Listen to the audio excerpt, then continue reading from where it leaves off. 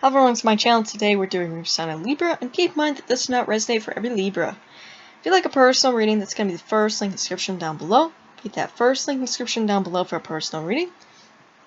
I also found much other things down in the description. You can find my Etsy shop, which has my tarot and my oracle cards on there. Bunch of things there on my Etsy shop in the description down below. So if you go check that out, going to go buy something, really appreciate that.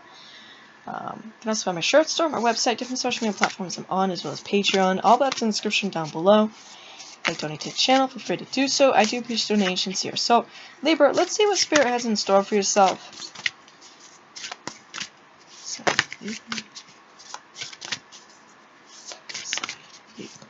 Okay, here we go. Good.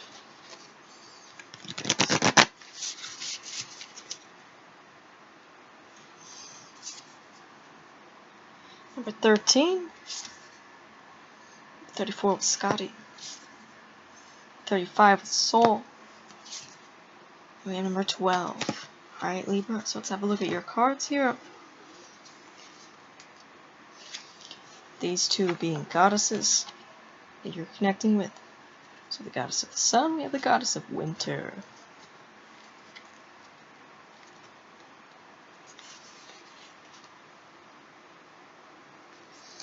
So we have that of Yera.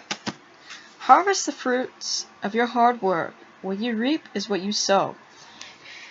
Creating connection and harmony with the land is beneficial for you. Calm and nourish yourself through contact with nature. Change will happen gradually, not overnight. So the seed is planted, a miracle possibility, and it grows. Strong, made of sunlight and water and work, a living treasure to harvest, to hold. Reward for right action. I am Yera. It says the primary message of Yera has to do with the various harvests in our lives. As a people who collected seeds from which to grow crops, who bred and raised animals, who cut and cured lumber from which they built their powerful boats, Vikings understood both the necessity of hard work and the cycles of development and growth that culminated in the harvest of fruit of that work.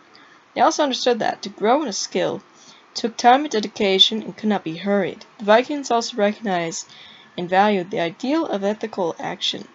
They saw right action as deserving a reward, not according to karma, but simply in terms of reaping what we have sown.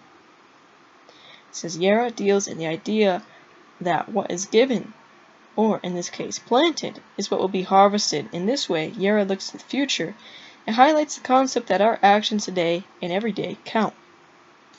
Alright, the element is earth. See, look at that. So those seeds you've been planting here, Libra, there's going to be harvesting that. It may take some time. Alright, so investments that you've been making, or that you're thinking about making here, there is going to be harvest of it. There's like that hard work is going to be paying off here.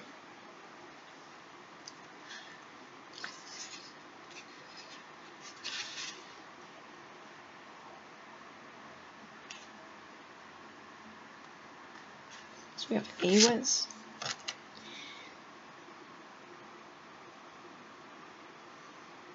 As I scrape the sky, tall and straight, my roots deep in the underworld begin again when all is dead.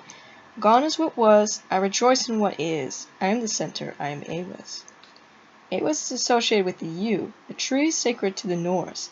The yew is tall and very vertical, and if we consider the position of Awes within the sequence of the 24 runes, we see it occupies the middle point, its upright shape, signaling the center. Awes was also a rune of protection and relates in this way to the yew, as well as which is both protective and dangerous. The needles of the yew tree are poisonous, and it is in this poison that protects the tree from predators. Death in the Viking cosmos was not seen as something to fear, particularly if one was brave and ethical in life. The Vikings' beliefs did not promise rebirth specifically, but they did promise those who were chosen an afterlife spent with the gods and goddesses, feasting and fighting in their halls. In keeping with the courage of the Vikings in the face of death, Awes, which is mainly concerned with the power of endings as well as beginnings, removes the fear of both figurative and literal death, while inviting spiritual confidence. If we are frightened to let something go, Awes is helpful to us. If we need to let an old habit die, or are afraid to cut something back, or fear that something may never start anew after that death, this rune gives us confidence to allow the good death to occur. Alright, so look at this. This is allowing the what needs to go to go, right? So we can open the new. Number 34. It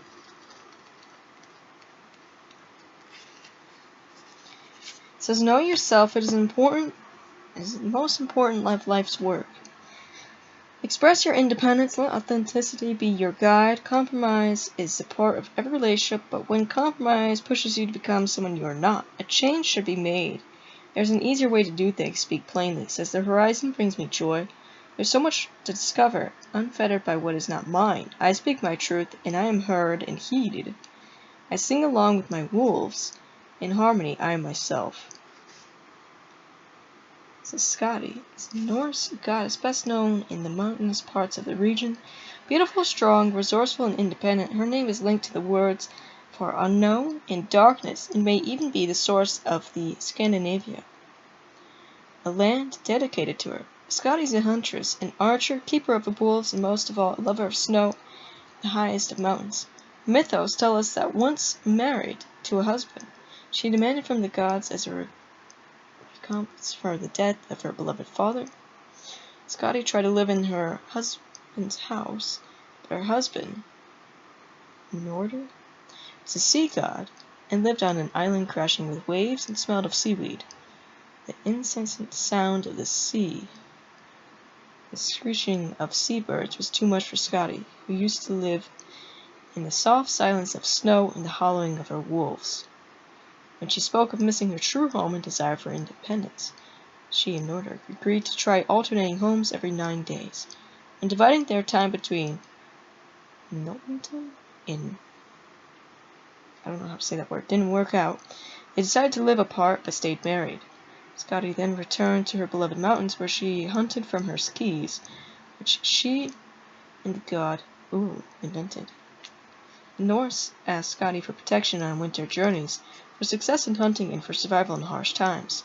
When darkness was almost total in the Arctic winters, it was she they often referred to. She favored those who loved the snow and ice and who were honest, open, and plain-speaking. Her cult extended in the Arctic region, in the Arctic Circle, where people skied for survival, not just for fun.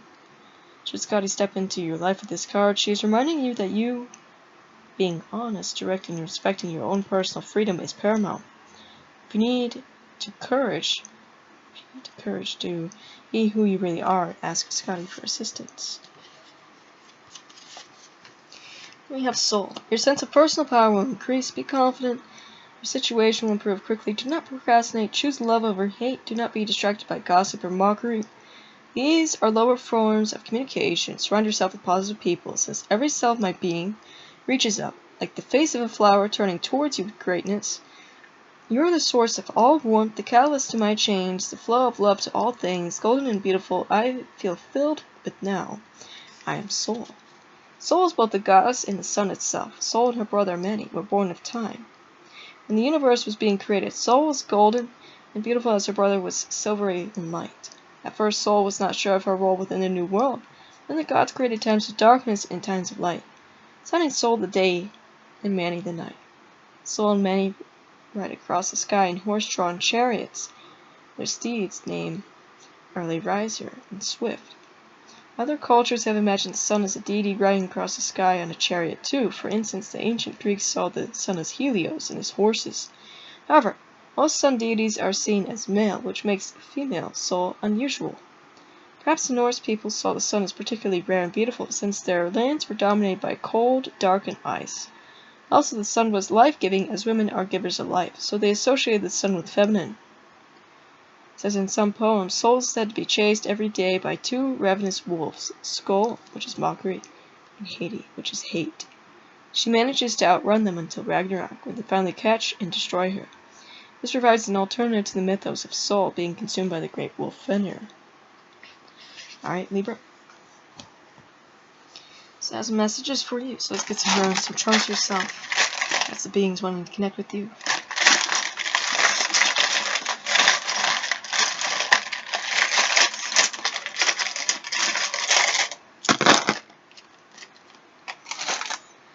We have number 12, so that number can have significance to you here. We have it twice here, 12, 12. we see that a lot. We had Aries, which just fell over. So you could have Aries placements somewhere in your chart, or one around you, or something like that. We have Thoth, this moon beetle connecting the moon, the stars, the night. The beetle, we have this dragon moon, which could be a symbol of going in there. We have Ra, which is another sun god here. We have Serapis Bey, which is sending master of light, which you're connecting to. We have this green man, which you're connecting to. We have prosperity, we have abundance here. Libra. This is the gateway being open for you. So, that's all I have for you. And like I said, first link in the description down below for a personal reading.